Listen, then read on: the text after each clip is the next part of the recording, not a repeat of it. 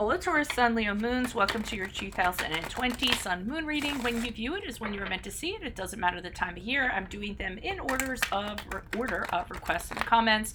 Be sure to post yours up, and while you're waiting for yours to get done, check out your 2019 Sun Moon readings that are still on my playlist. First portion of this reading, we will go over what your traits are of your Sun Moon combination. I'll lay out the main cards. We'll take a quick look at your 2020. Second portion of this will be the link below to the Vimeo reading, where I'll have a deeper interpretation of the cards in addition to clarifiers. I'll be dividing the year up into 4 separate sectors, so let's get on to your Sun Moon combination. So Taurus Sun Leo Moons, you all really care about people who are in a lesser position than you are. So people that are going through, an unfortunate time or hardship of some sort. You really do care about them, and you do want to help them out, and you actually do help them out because you have this wonderful, warm and generous spirit, and it usually ends up making people who are very depressed and very sad kind of snap out of it. Of course, unless they're clinically depressed, and then that's a whole other story. You have your own self-respect, but you get a lot of your self-respect and your self-respect from respect from other people. Okay, so when other people kind of admire you or what have you, that kind of empowers you, and this allows you to have confidence in yourself, and then it also allows you to want to show people how you can help them because they value you. Then you want to give back by helping them. You're very outgoing, you're very social, you have a lot of, when you step into a room, people know you have a presence about you, a very powerful character. And like I said, you do get a lot of admirations for other people in social settings, and you also believe that they're, I don't want to say this in a bad way, but what you have to offer them is very beneficial for them. Okay, always being the optimist, always being enthusiastic, always being excited. Sometimes, on the flip side of that, you guys can be a little bit opinionated, a little less tolerant of other people's opinions, and a little bit self-righteous. But one thing you guys are not is boring. Okay, you're very independent, very ambitious, and nothing really kind of holds you back because you have this true belief in yourself. Okay, this is usually kind of based on kind of what you think your way should be. So your opinions, intuition usually guides you, and you guys generally have good hunches and go on your gut. Once you've kind of decided something based on your gut, nobody's going to change your mind. Okay, and you have to be careful of that because that leads to not being very adaptable. That leads to not being very flexible, and you kind of, have to keep an open mind. Doing that is going to open up opportunities for you instead of just shutting people down. So be careful of not being judging people too quickly, because that can kind of turn into prejudice, and then that's not going to really work out well for you. So if you have the opportunity, listen to other people's opinions, listen to what they have to say, be a little bit humble, don't be too proud to take other people's advice.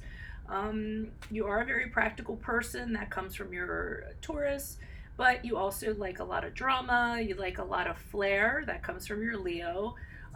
You can take something that's just very ho-hum and turn it into something very dramatic and very like a peacock. You really like to be noticed. You like attention. So, you like to be the center of attention, and you will also kind of either dress accordingly or act accordingly so you can get that kind of attention. Everyone likes attention. There's nothing wrong with that. You do have this sense of feeling better than other people, so sometimes that can reflect. But you are very compassionate, very generous in regards to other people. You're motivated, you're very determined, and the good thing about you guys is that you follow through. When you set an aim, when you set a goal, you reach it, you make it happen. However, you don't compromise along the way. So that's something to work on in 2020, working on compromise, being tolerant of other people's views, realizing that your way isn't the only way, and not telling people to take the highway if they don't have your way. You definitely get frustrated when things don't go your way. Okay, you have a temper there when you don't get what you want, or it's not going necessarily how you planned. So, and that can kind of set you back. So be careful of that, because that will repel people, that will not attract people, that will not, people know you have a temper and you're not going to be tolerant of their opinions. They're not going to be as likely to kind of help you out. So yeah, that's what I have for you guys. So let's see what's going on. Holy Spirit, angels, divine guides, universe, can you please provide your truth, your wisdom, your clarity, your insight for Taurus Sun, Leo Moons for the years 2020? What do you see? What do they need to know to reach their higher ground, become closer to the universe and closer to divine? Any messages you have would be greatly appreciated for their greater good for Taurus Sun, Leo Moons for 2020, the year 2020. Can you please show me January, February, March for, Taurus Sun, Leo Moons? Okay, we have the Knight of Swords in reversed. And then keep in mind that I'm on Instant Go if you need a question answered. I'm on Facebook, I'm on Insta. Like, share, subscribe if you could. There's also a donation link below if you would please donate to help me out. Nine of Cups in reverse if you want to, no obligation. Nine of Cups in reverse for April, May, June. Alrighty. What do you see for July, August, September for Taurus Sun, Leo Moons? July, August, September. We have the Seven of Wands in reversed. And then October, November, December. What do you see? The Three of Swords in the upright. Okay, so the beginning of the year, January, February, March, was kind of a little bit of a whirlwind. The Knight of Swords to me is a lot of stuff going on, and it really scattered energy. To me, I always kind of describe it like a tornado. You're in this middle of it and it's all around you and there's papers flying all around it and you're powerless. It's out of control. You feel very disorganized, or you don't know how to channel your energies, or things in that regard.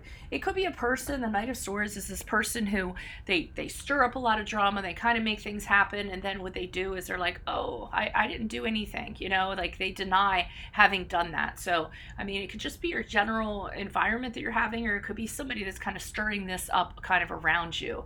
The Knight of Swords had a tendency to talk things, run his mouth a little bit, get things kind of stirred up, but then it doesn't have any ownership of it afterwards or anything like that, but definitely is causing a lot of stuff to go on around you. Okay, now April, May, June, we have the Nine of Cups in reverse.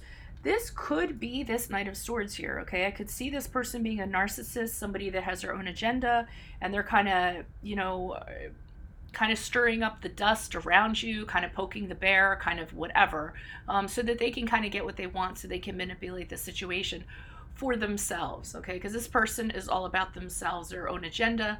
They don't care who kind of gets bruised along the way, who kind of gets put on the sidelines. It's all about their ego, what they want in a material sense, in a tangible sense, and kind of like screw everybody else. So I mean, this is an individual you could definitely be dealing with the first half of the year, whether it's family, relationship, within your office or what have you. And again, this person could be causing chaos around you, and you really are having a hard time kind of getting a handle on it or having any control over it. And I see this continuing in July, August, September, because we have the Seven of Wands in reverse. And this is just an inability to stand up for yourself.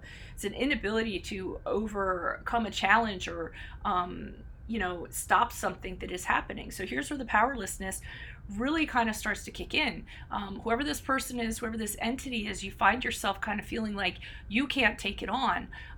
You feel like, for some of you might be in a situation where this person's judging you or making you feel badly by criticizing you, weakening you in some way, weakening your boundaries. You set up boundaries, and because of this person's behavior, it's like you don't have any boundaries. So, I mean, I really get for a large portion of the year, some kind of entity or some kind of person is taking over your personal space or what is kind of going on around you.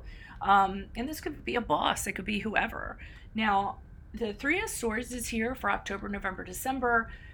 This is where I get concerned, because I feel like whoever this entity is or whoever this person is, because of their actions, you're going to incur some kind of loss, okay?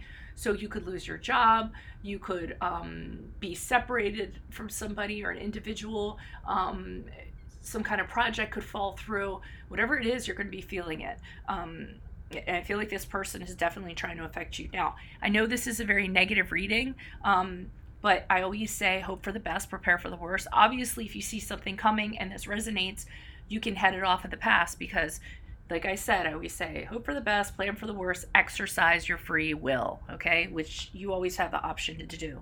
Now, if this does resonate, click on the Vimeo link below. I'll be pulling clarifiers on this and we'll find out what's going on here because it is a little bit disturbing. Otherwise, consider a personal reading. Just send me an email and we can make that happen. And then put in your request for your 2020 Sun Moon readings. Check out your 2019 in my playlist. Ask me a question on Instant Go. Check me out on Facebook. Check me out on Insta. Like, share, subscribe, and or donate in the link below if you could. Otherwise, adios for Veronica Garnett. Bye.